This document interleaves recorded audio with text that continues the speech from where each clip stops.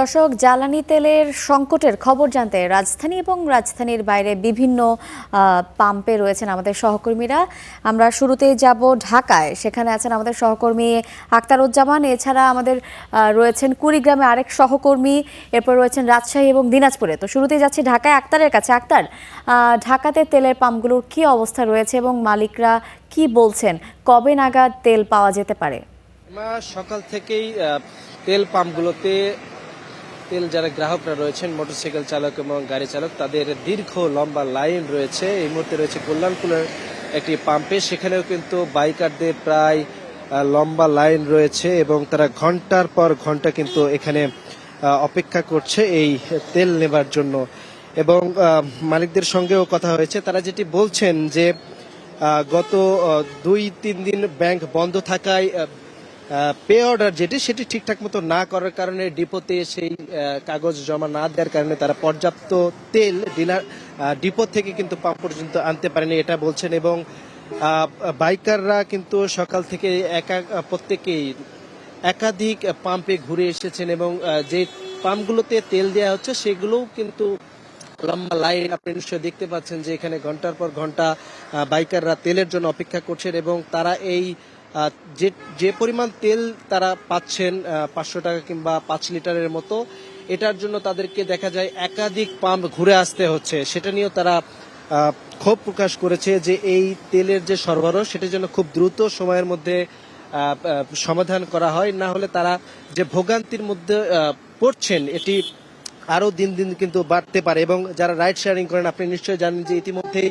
ঈদের যে ছুটি, সেই ছুটি শেষ হয়ে যারা ঢাকায় ফিরতে শুরু করেছেন, পাশাপাশি কিন্তু যে বাইকের চাপ সেটিও কিন্তু ধীরে ধীরে বাড়তে শুরু করেছে, যার ফলে কিন্তু এই যে তেলের যে চাহিদা সেটিও বাড়তে শুরু করেছে, যার কারণে কিন্তু পাম্পগুলোতে পর্যাপ্ত তেল যে সংকট সেটি রয়েছে। এবং দু একটি পাম্পের ডিপোতে যারা ডিপো থেকে তেল পাচ্ছেন এমন কথাও বলেছেন। তবে পাম্প ওনার অ্যাসোসিয়েশনের যিনি সভাপতি, তিনি বলেছেন যে আমাদের সরবরাহ পর্যাপ্ত রয়েছে, কিন্তু তারা ব্যাংক কিছু জটিলতার কারণে তারা পর্যাপ্ত তেল আনতে পারেনি। তবে 2-1 দিনের মধ্যে এই তেল সরবরাহ স্বাভাবিক হবে এবং যারা বাইকাররা সহ চালকরা রয়েছেন তারা পর্যাপ্ত তেল পাবেন। তো এই ছিল আমার কাছে এমা।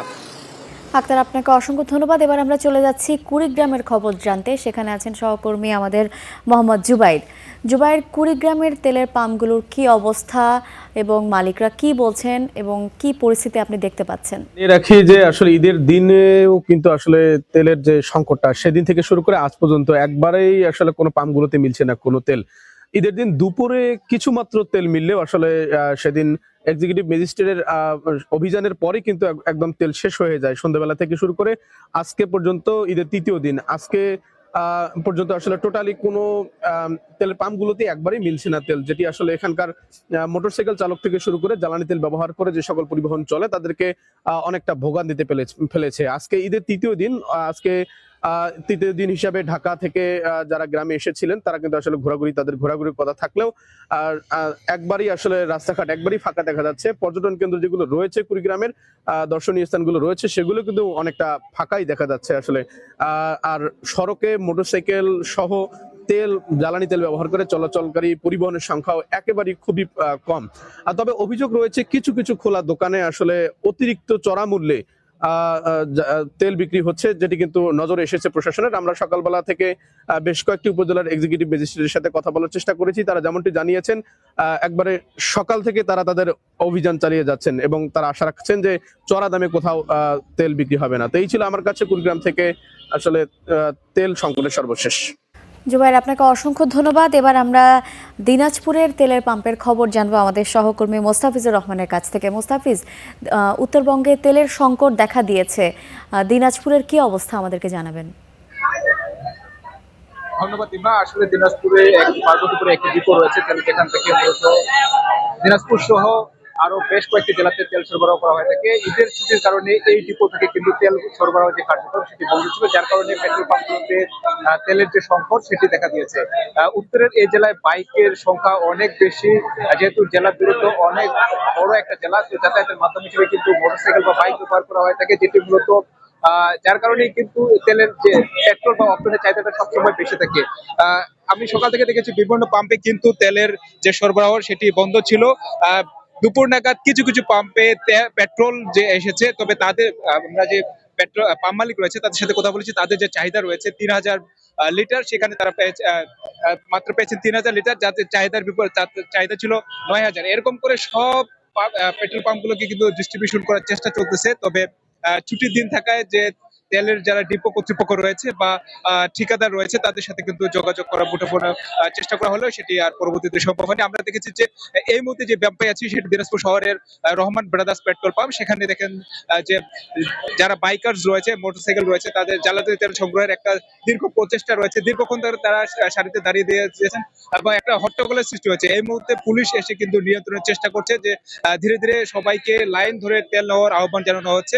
পেট্রোল মালিক যে যারা রয়েছেন, পাম্প কর্তৃপক্ষ, এখানে প্রত্যেকজন মোটরসাইকেল আরোহীকে মাত্র 200 টাকার করে তেলের যে সীমা সেটি বেঁধে দেওয়া হয়েছে এবং সারিবদ্ধ ভাবে কিন্তু তেল নেওয়ার চেষ্টা করছেন যারা মোটরসাইকেল আরোহী রয়েছে। এই ছিল দিনাজপুর থেকে তেল সংকটের সর্বশেষ তথ্য। ইমা। মোস্তাফিজ, আপনাকে অসংখ্য ধন্যবাদ। এবার আমরা যাব রাজশাহীর খবর জানতে সহকর্মী জিয়াউল গনি সেলিমের কাছে। সেলিম, আমরা জানতে পেরেছি যে রাজশাহীতে জ্বালানি তেল বিক্রি বন্ধের ঘোষণা দিয়েছে রাজশাহী পাম্প মালিক সমিতি। এ বিষয়ে আপনার কাছে সবশেষ কী তথ্য আছে এবং কবে নাগাদ সেখানে পাম্পগুলোতে তেল সরবরাহ হবে বলে আপনার কাছে তথ্য আছে? ইমা, ঈদের ছুটি কাটিয়ে আজকে সকাল থেকে রাজশাহীর সকল পেট্রোল পাম্পে আসলে জ্বালানি সরবরাহ বা জ্বালানি বিক্রি বন্ধ হয়ে গেছে। তবে হাঁটতে গোনা দু একটিতেই কোনো কোনো সময় হয়তো থেমে থেমে জ্বালানি দেওয়া হচ্ছে, এরকম খবর আমরা পাচ্ছি। তবে আমি কথা বলেছিলাম রাজশাহী জেলা পেট্রোল পাম্প মালিক সমিতির সাধারণ সম্পাদক আনিসুর রহমান শিমলের সঙ্গে। তিনি বলছেন যে ঈদের আগ পর্যন্ত যে পরিমাণ মজুদ ছিল পেট্রোল পাম্পগুলোতে সেগুলো শেষ হয়ে গেছে গতকালকে রাতের মধ্যেই। ফলে আজকে সকাল থেকে রাজশাহী জেলা যে 41টি পেট্রোল পাম্প আছে তার মধ্যে প্রায় সবগুলোতে এই সংকট তৈরি হয়েছে। তাদের যে তেলবাহী যে লরি আছে সে লরি তাদের ডিপো বাঘাবাড়িতে পাঠানো হয়েছে, কিন্তু সেখানেও সংকট চরমে। তিনি বলছেন যে হয়তো একটা লরিতে 13,000 লিটার তেল ধারণ ক্ষমতা, কিন্তু সেখানে তারা পাচ্ছেন মাত্র 3,000 লিটার। এই কারণে তারাও সেখান থেকে তেল গাড়ি গিয়ে আনার যে একটা খরচ, সে খরচের কারণে তারা সহজে তেল আনতে চাচ্ছেন না, যেহেতু পর্যাপ্ত তেল পাচ্ছেন না। এই কারণে তারা তেল আনাটাও আসলে অনিশ্চয়তার মধ্যে পড়েছেন। তবে তিনি বলেছেন যে আজকে রাতের মধ্যে হয়তো গাড়ি রাজশাহীতে আসতে পারে, তেল নিয়ে আসতে পারে। সেক্ষেত্রে আগামীকাল থেকে এই তেল বিক্রি আবারও শুরু হতে পারে, তবে সংকট কিন্তু কাটছে না। তিনি আরও বলেছেন যে যেহেতু মোটরসাইকেল আরোহীরা ব্যাপকভাবে ভিড় জমাচ্ছেন প্রত্যেকটা পেট্রোল পাম্পে এবং তারা একটা বিশৃঙ্খল পরিবেশ তৈরি হচ্ছে, বাদানুবাদ হচ্ছে, তর্ক বিতর্ক হচ্ছে পেট্রোল পাম্পের কর্মচারীদের সঙ্গে, ফলে যে কোনো মুহূর্তে বিশৃঙ্খলা তৈরি হতেও পারে। এই আশঙ্কায় তিনি জেলা প্রশাসকের কাছে দাবি জানিয়েছেন যে তারা যাতে রাজশাহীর পেট্রোল পাম্পগুলোতে যাতে সেনাবাহিনী মোতায়েন করা হয়, তিনি এই দাবিটি জানিয়েছেন। ফলে রাজশাহীর যে সংকটটি সেটি আসলে এখনও স্বাভাবিক পরিস্থিতি হয়নি, তবে হতে পারে আগামীকালকে, এরকম তিনি আভাস দিয়েছেন। ইমা, রাজশাহী থেকে পেট্রোল পাম্পগুলোর সংকট এর খবর ছিল আমার কাছে এই। সেলিম, আপনাকে অসংখ্য ধন্যবাদ।